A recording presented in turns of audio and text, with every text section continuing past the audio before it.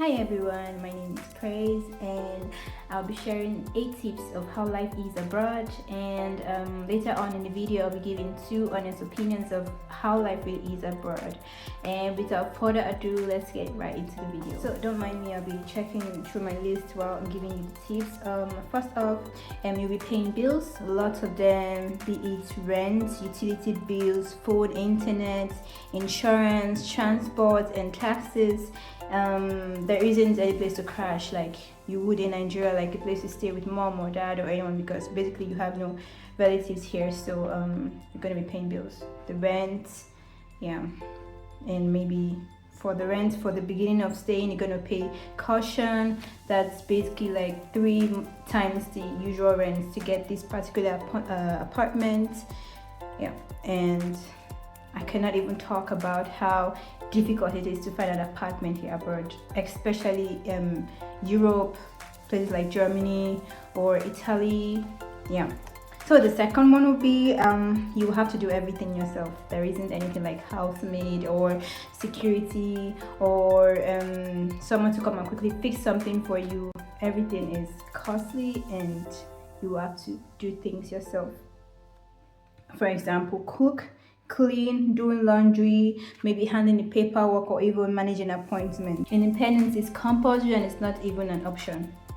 So 3, loneliness is very real. Like when you come to abroad first, it's gonna be it's like a different planet entirely. Of course there are people, but people of the same ethnicity, it's rare to find. Of course you'll find when you probably go to the supermarket or go to places that like restaurant places that are busy with people, you could find. But even a dark-skinned person could be from Cameroon, could be from Kenya, is not a Nigerian like you. So yeah, loneliness is real and everyone is minding their business, everyone is far away. Making friends takes effort. You actually to build your own support system yourself. So then 4, weather can be a shock. As though the temperature can really be freezing during winter period, and even in summer I do say to myself, is this even a weather? Like even in summer it's so annoying because it rains and sometimes it's cold. You cannot go out without a jacket in summer, and this is like just 4 months in a year. You get my frustration. So, and during the cold weather like the autumn and also the springtime, it's also cold, like cold in the earlier hours of the day and also in the late hours of the day. In the middle of the day it's a bit better, but during the evening and during the morning it's cold, chilly. And in winter it's really cold. You're looking at temperatures of up to -7 degrees Celsius, -8 degrees Celsius, and so on and so forth. Trust me, it's really cold.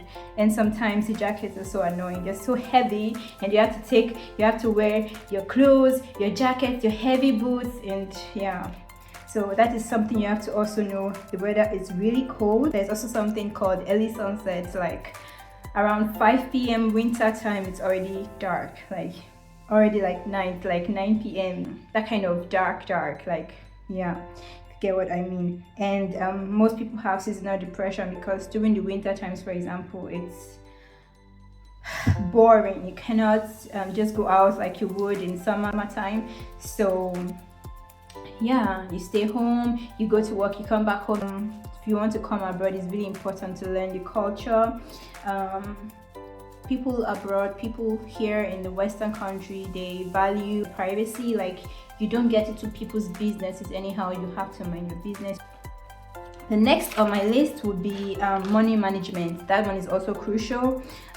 You have to be very careful because when people come abroad, they begin to buy this, buy that, buy this on credit, buy that on credit, buy this, pay later. I'll tell you, be very careful, because when it is time to pay, these people are not joking. Also, all these things called, I don't know the name for it. Of course, I'll check the name later. In any case, it's a system where you can borrow you can borrow as much as up to 6,000 euros, and if you cannot afford the money, if you cannot pay back the money, you're going to be paying just the interest, and the interest is really much. Trust me, like up to 200 euros a month or $200, depending on which place, which city or which country you are in. You pay a huge amount of money for percentage, and it's not even deducted from the actual money you borrowed. It's just going to be counting, and trust me, if you don't pay, the money could even be more than the percentage, could even be more than the money you borrowed. It's crazy, but be careful, watch out for these things. Don't buy anyhow, because whatever it is you buy, you're gonna pay. It's not like Nigeria that some things could be forgiven, or someone might help you pay these bills. Here you pay for what you used or what you bought. So on my list, number 7 would be it's also important to know that social media is not equals to real life. Like, that one is very important, because we see all those flashy things, all these nice things. Oh, this is so beautiful. Oh, I wish I was in abroad. Oh, that. Oh, this. Stop it there.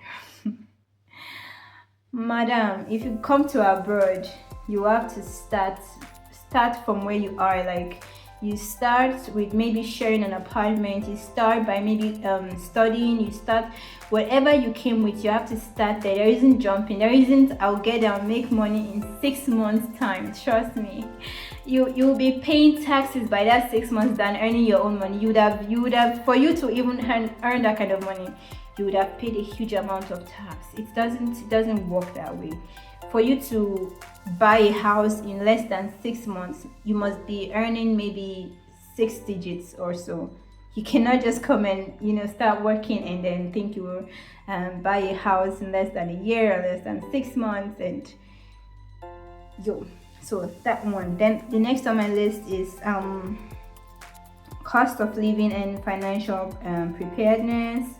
Like I said before, life abroad is expensive. An apartment here, I live in Germany, so maybe the area I live is in Bavaria. An average apartment would cost, for a 2-bedroom flat, could be up to 900 euros, 1,000 euros, and you're looking at 1,000 euros converted to Nigeria. That would be up to 1.8 million, and you're paying this every month. Every single month. Now, if you want to travel, and of course you're advised to have up to 6 months rent and 6 months savings, that in case you don't have a job or anything. So I'm thinking 1.8 million times 6, that's you're looking at 10.8 million naira.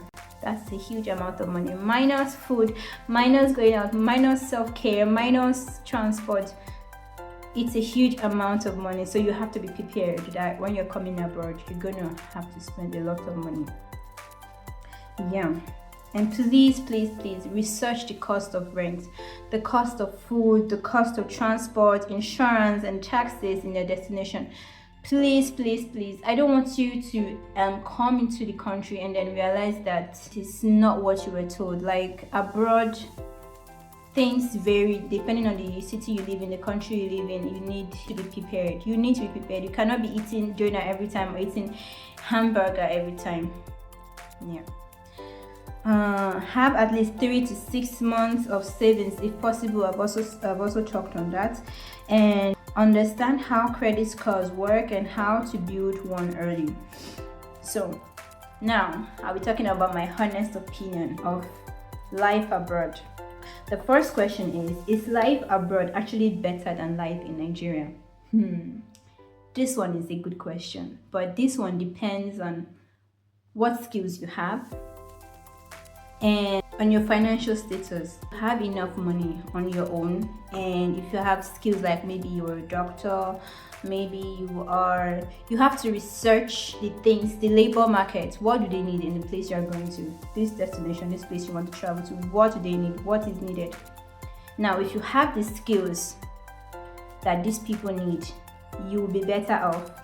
So let's say I'm a nurse, and then I travel abroad. It will be easier for me to find a job.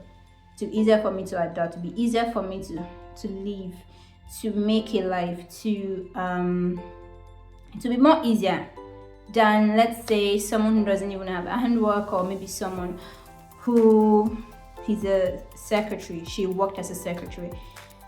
She doesn't really have a clue or plan of what she wants to do abroad. This would make it really, really, really difficult. So, like I said, life abroad depends. Life abroad could be good, life abroad could be difficult, life abroad could be easy. This depends on your destination, on your financial status, and on your skill, on your degree. What are you bringing? What can you offer this country? Yeah. So it is not necessarily good and it is not necessarily bad. You have to figure it out for yourself. Now, number 2, what is the immigration pathway to stay long term? Like I said earlier, now if you have something to offer this country, you are more likely to get a permanent residence than for someone who doesn't have a skill or is not ready to work. You're hardworking, you have a family here, you have skills, you're paying your taxes, you're more likely. So these are things you could do to get a permanent resident permit. How do I build a support system abroad? My sister, to build a support system abroad is not easy. Loneliness is real. Like, loneliness is real. You will just be there. Nobody cares if you are there, you are eating, you are drinking. Most important, you pay your rent, you pay your tax. No one cares, actually, like literally.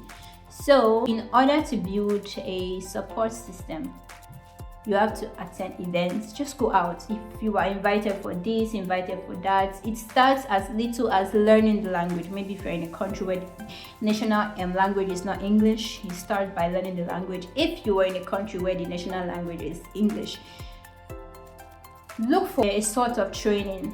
I don't know, computer course, anything. Just go out, learn something, mingle with people, apply for a course. Then go out for events, visit people, go for celebrations, go for meetings. This is how you can know people and maybe have good friends, make good friends, and then from there you can build a community of people.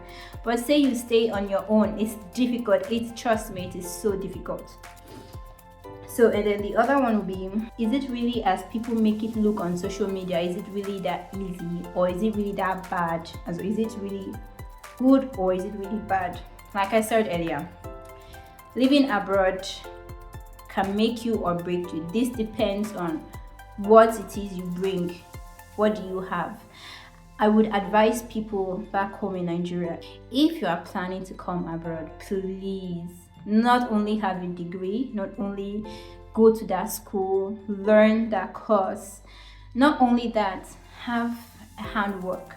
Learn something online, have a computer skill, 1 or 2, so that you can work online from here, and you can also maybe with your handwork you can help other, as you get to meet other Nigerians, you can help them maybe braiding up hair, maybe making up clothes. All those things can really, really, really, really make your life easier here. And then with that degree, you can open doors that will be difficult for another person living here. Even people abroad, they appreciate you more if you have a degree or handwork. So with all these things, I've come to the end of the video. I hope you enjoyed this video, and if there's anything I forgot, as usual, please write me in the comment section, and I'll see you next time. Bye.